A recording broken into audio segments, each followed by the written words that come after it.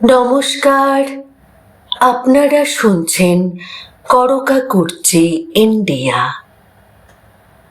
কখনো কখনো ইতিহাসের পাতায় কিছু নাম শুধু মানুষ হয়ে থাকে না, তারা হয়ে ওঠে একটি যুগের স্পন্দন।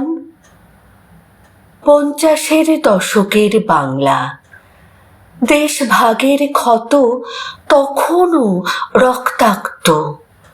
উদ্বাস্তু মানুষের দীর্ঘশ্বাসে ভারী হয়ে আছে বাতাস।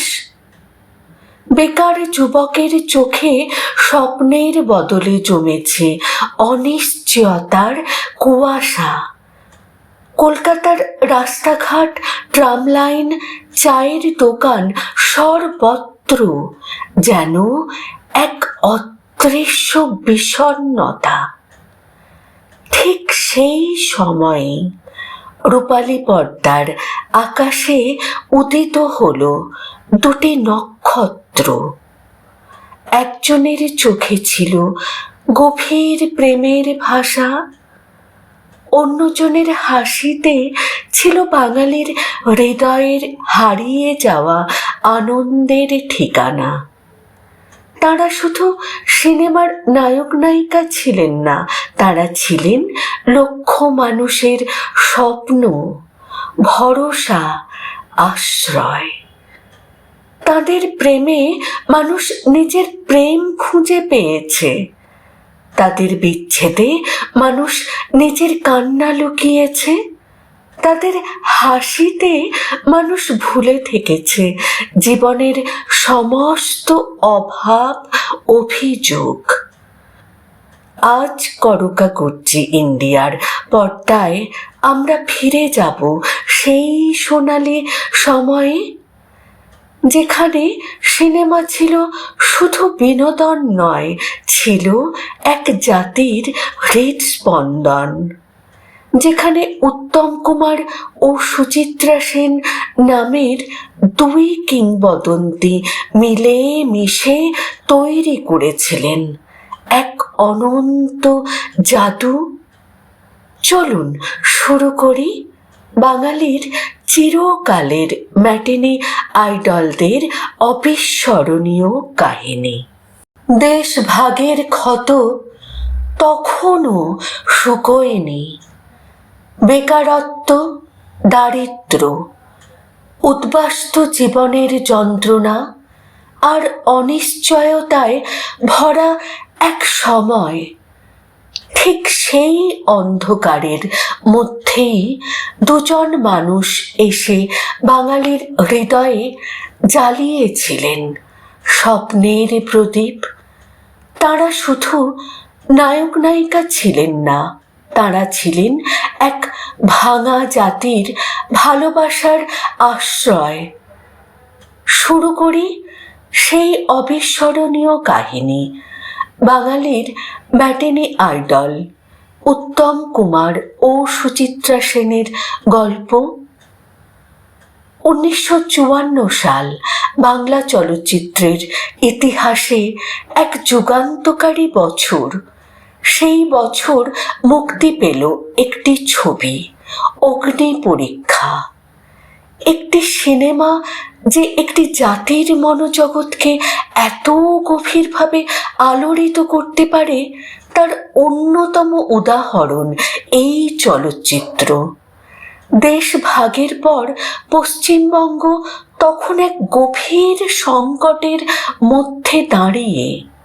হাজার হাজার উদ্বাস্তু মানুষের ভিড়ে শহর কলকাতা ক্লান্ত। শিক্ষিত যুবকের হাতে কাজ নেই, দৈনন্দিন জীবনে অভাব, অপমান আর অনিশ্চয়তা। ঘটি বাঙাল বিভাজন ক্রমশ সামাজিক দূরত্বে রূপ নিচ্ছে। মানুষের মনে জমে উঠছে ক্ষোভ, বেদনা আর হতাশা। ঠিক তখনই রূপালী পর্দায় আবির্ভূত হলেন দুজন মানুষ, একজন পাবনার মেয়ে সুচিত্রা সেন আর একজন ভবানীপুরের যুবক উত্তম কুমার। তাদের উপস্থিতি যেন হঠাৎ করে এক ঝলক শীতল বাতাস, যেন ক্লান্ত বাঙালির জীবনে রূপকথার এক জানালা খুলে গেল। কলকাতার সিনেমা প্রেমীরা ভিড় জমাতে শুরু করলেন তিনটি প্রেক্ষাগৃহে, উত্তরা, পূরবী এবং উজ্জ্বলা। এই তিনটি হল শুধুমাত্র সিনেমা প্রদর্শনের স্থান ছিল না, এক সময় এগুলো হয়ে উঠেছিল বাঙালির সাংস্কৃতিক তীর্থস্থান, কারণ এখানেই জন্ম নিয়েছিল এক কিংবদন্তি জুটির। তবে সেই কিংবদন্তির শুরু হয়েছিল আরও 1 বছর আগে, 1953 সালে একটি সাধারণ হাস্যরসাত্মক চলচ্চিত্রে। ছবির নাম ছিল 74.5। গল্পের কেন্দ্র ছিল একটি বোর্ডিং হাউস, যেখানে অভিনয়ের জাদু দেখিয়েছিলেন তুলসী চক্রবর্তী এবং মলিনা দেবী। সেই ছবিতে এক কোণে দাঁড়িয়েছিলেন এক তরুণ ও এক তরুণী। তখন কেউ জানতো না বাংলা চলচ্চিত্রের ভবিষ্যৎ ঠিক তাদের হাতেই লেখা হচ্ছে। কেউ বুঝতে পারেনি এই দুজন মানুষই একদিন বাঙালির প্রেম, স্বপ্ন আর আবেগের সংজ্ঞা বদলে দেবেন। দেশভাগের পর বিভক্ত বাংলার মানুষ তখন নানা পরিচয়ে বিভক্ত, কিন্তু উত্তম ও সুচিত্রা সেই বিভেদের ওপরে দাঁড়িয়ে নির্মাণ করেছিলেন এক নতুন সেতু। সিনেমা হলের অন্ধকারে পাশাপাশি বসে ঘটি আর বাঙাল, ধনী আর গরিব, শহুরে আর উদ্বাস্তু সবাই একসঙ্গে হেসেছে, একই সঙ্গে কেঁদেছে, একই সঙ্গে প্রেমে পড়েছে। 1954 সালের অগ্নি পরীক্ষা শুধু একটি চলচ্চিত্র ছিল না, এটি ছিল এক সামাজিক ঘটনা, একটি সাংস্কৃতিক বিস্ফোরণ, একটি যুগের সূচনা।